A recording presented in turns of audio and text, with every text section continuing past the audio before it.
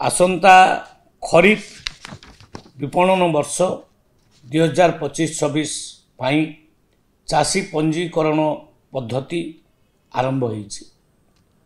खरीफ विपणन वर्ष 2025-26 पाई धान क्रय आसंता नवेम्बर 1 रु आरंभ होई मार्च 31 पर्यंत चलिबो। केवल पंजीकृत चाषी मानक ठारू सरकार धान संग्रह करिवे।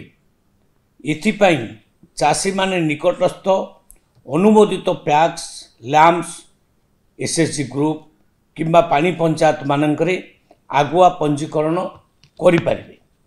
चलित खरीफ ऋतुरे समस्त चाषी पंजीकरण नूतन भावे हेबो। चाषी एवं भाग चाषी आधार ई-केवाईसी माध्यम रे चाषी पंजीकरण कराजिबो।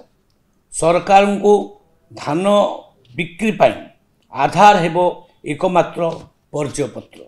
धान बिक्रय समय आधार माध्यम रे पंजीकृत चाषी बायोमेट्रिक चिन्हटीकरण बा ई-केवाईसी अवलंबन कराजिबो।